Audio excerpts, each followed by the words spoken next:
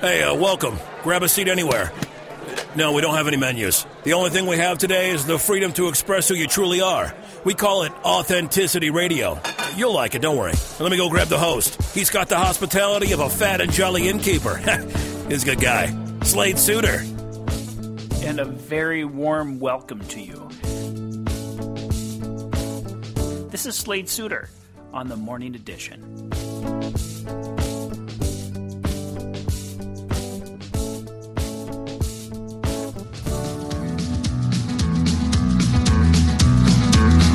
Road again. Just can't wait to get on the road again. The life I love is making music with my friends. I am very excited today, and the reason for my excitement is that I get to share with you Marc Azoulay. Now, Marc is my friend from all the way from Colorado, Boulder, Colorado. And he is a psychotherapist with a contemplative twist. So, Marc Azoulay, welcome to Authenticity Radio. Thanks. I'm really happy to be here. It is so nice of you to make time for us today. And so, Marc, could you begin by explaining what is psychotherapy and the way that you approach it? Yeah, absolutely. So that's actually one of my favorite topics. So psychotherapy is really misunderstood, I think, by our culture. We think it's like, sitting and listening. When I talk to people, people say like, how can you listen to everybody's problems all day?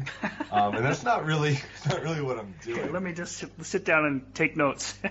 Yeah. That's not really what I'm doing. And also, people say, oh, why don't you give advice? Do you want to tell people how to live their lives? That's not really it either. That's more of a life coaching type thing. Uh-huh.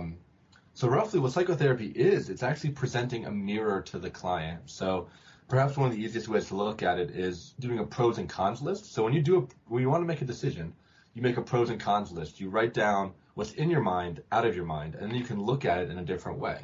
You can relate to the list in a more constructive way. So essentially that's what I'm doing with psychotherapy, is that I am providing a mirror for my clients to relate to themselves. Mm-hmm. And I do that through a variety of techniques. I do that by, mimicking body posture, by remembering important facts and data, by pointing out patterns that I see in them, and by looking under the surface. And that's something that contemplative psychotherapy really brings to the table, is through my meditation practice, through learning and watching myself, watching my own internal world, I can actually tell with some degree of accuracy what is mine and what is theirs. So for instance, a client may be saying a really happy story, maybe talking about getting a new job promotion, for instance, and in my mind, in my body, I'm feeling really sad. And, because of my meditation practice, I look, okay, was I sad this morning? Something happening in my life? No. Well, then maybe I'll say to the client, I'll say, hey, I'm feeling really sad right now. I wonder if you can help me understand that. And pretty much 9 times out of 10, the client will maybe break down into tears, or because I hit something underneath there. Sure. Able to kind of pick up on that, on their emotional undercurrent that's going on kind of beneath the patterns, beneath what they're saying. So contemplative is different than traditional psychotherapy, talking about Freud and Jung. Yeah, so it's actually, there are some similarities between psychoanalysis, and I am learning modern analysis right now. What contemplative brings is the meditation practice, and it brings the kind of internal awareness. The idea is like using the therapist as a tool, using my internal ecosystem as actually a tool to get information to be a better service to my clients. Mm-hmm. So you would have to have done a lot of internal work to be a true service to your client. Yeah. I mean, it requires a lot of self-care on my part, requires a lot of maintenance on my part. And the school I went to, Naropa University out in Boulder, Colorado, that's what that program's all about. It's about 3 years of intensive self-work. It's intensive learning yourself and what you bring into the room and the judgments and assumptions that I have and how to work with those. And Naropa is a Buddhist tradition. It is. Yeah, it's based on, it's founded by Chogyam Trungpa, which was a Tibetan Buddhist master. He was, him and Suzuki Roshi are the two that really brought Buddhism to America. Mm-hmm. And are you now considered a monk, Marc? No, I think there's a way long path to be a monk. I'm an adept. I'm like dabbling in it.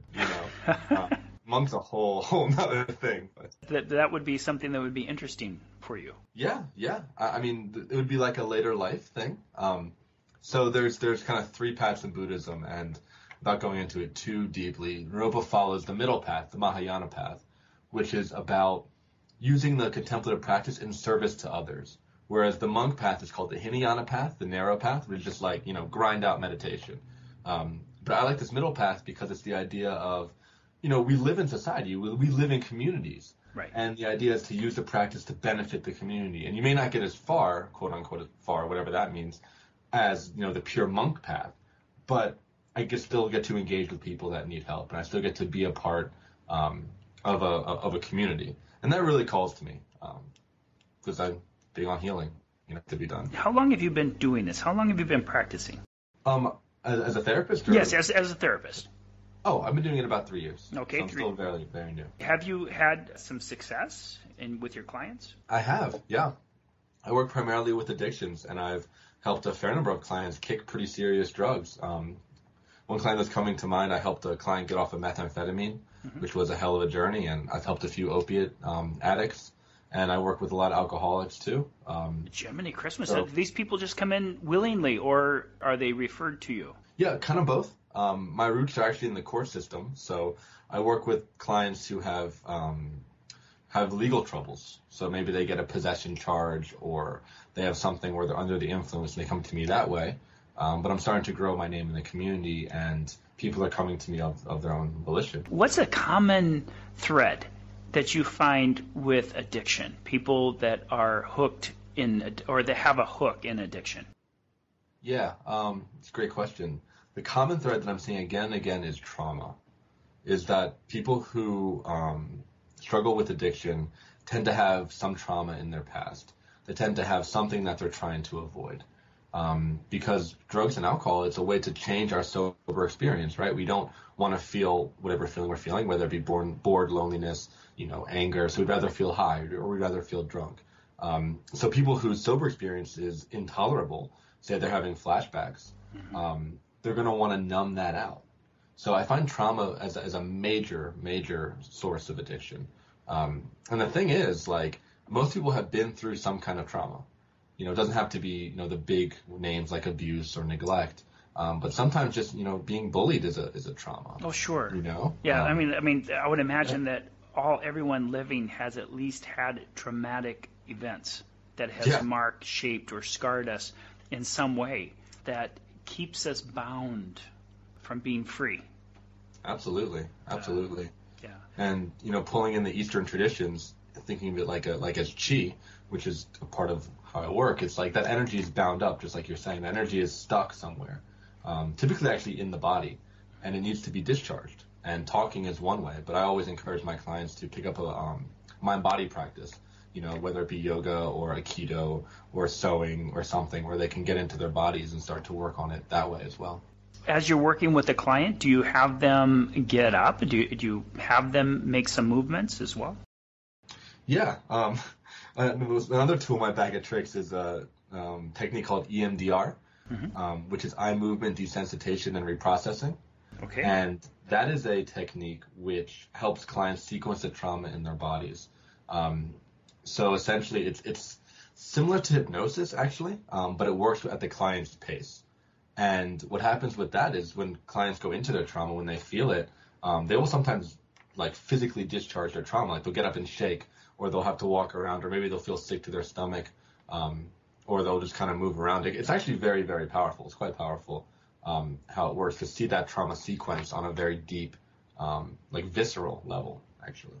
Wow, Jiminy Christmas. I just finished a workshop at the Glastonbury Peace Initiative at the Healing Water Sanctuary with Juliet Yeverton, who is a trauma worker. And so we did a combination of a conflict resolution and trauma workshop. And she has described what you're expressing about these individuals who are stuck and who are really petrified about having to go back and relive this trauma. Absolutely. It's hard if you're not guided, whether it be through a therapist or through spiritual connection or through good friends and family. It's really scary to go into those places. And something I say with my clients is, clients come in and say, like, I just want to get over this. I just want to be done resenting my mother, or I just want to be done feeling these feelings from my divorce. And what I tell them is, the only way over something is through it. And it's going to be pretty intense. As animals, we have to feel through our emotions. We have to feel through our experience. We have to feel through our stories. And if we cut off those feelings, we're never going to process it. Mm-hmm. So it requires getting emotional. Sure. In order to really let those things lie.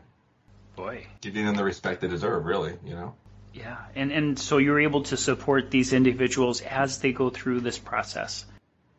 Right. Yeah. Okay. So that's what psychotherapy is I'm there as a companion and as a mirror to help them deepen, and to keep them kind of on track and to keep them safe. It's my job isn't really to do anything. Mm-hmm. I'm just building a safe place. I'm providing them the opportunity to do their own work. Mm-hmm. And you're giving them some concrete tools to work with. Yes. So the image is teaching people how to fish. Yes, exactly. Yeah. Out of the clients that have visited you so far, Marc, has there been many relapses back into addiction? Actually, yeah. So relapse is totally normal. It's part of this whole process. A little about me is I struggle with addiction too, and I struggle, and I'm in recovery, and I've been in this process for about 8 years. Mm-hmm. I'm talking about me in this because I don't like to divulge my stuff about my clients too much because of confidentiality. Sure. But in my own process, it's been this kind of cycle. I used to be on a lot of really hard drugs, a ton of drugs, like kind of all of them, really. And it's been this kind of slowly weeding off. And I can say now that I've been sober for about 2 years of everything. But it took a long time to slowly pick apart the pieces. Mm-hmm. And relapse is very common. It's because, when we fail, it means we're pushing our boundaries. It means we're at that growing edge. So failing isn't so important. It's about kind of getting back up and learning from the mistakes. Well, yeah, so, that's the recovery part. That's the recovery, exactly. And the recovery is growth. Yeah, and the cold turkey model doesn't work. Yeah, cold turkey. Yeah, it doesn't work. Even the image is not very pleasant. Yeah, no, it's kind of gross. Yeah. It's kind of a cold, yuck. I mean, we cannot give what we do not have.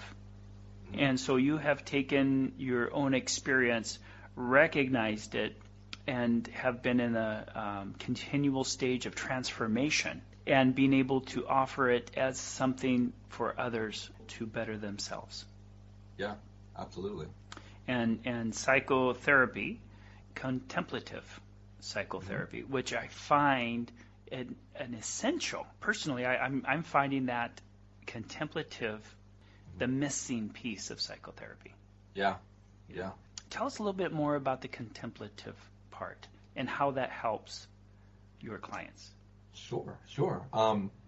So I guess a couple things. So in traditional kind of psychology training, clinical psychology training from the Western lens, they teach you how to be a couple of buzzwords, which is non-judgmental, accepting, open, things like this, and they teach you how to simulate that, right? Like you're taught techniques of like things to say, how to act, how to sit, in order to let your client believe that you are not judging them, or let the client believe that you're open.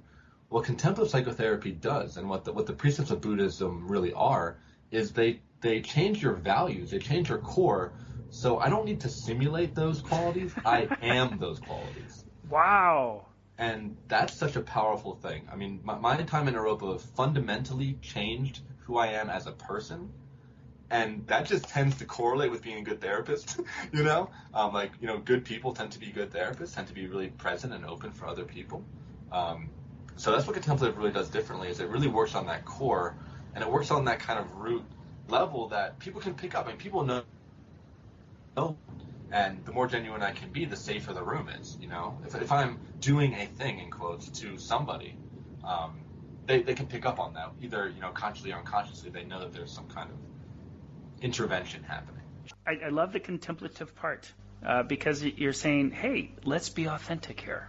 Yeah, and the way it works is that I model authenticity for my clients, back to that mirror thing, so they can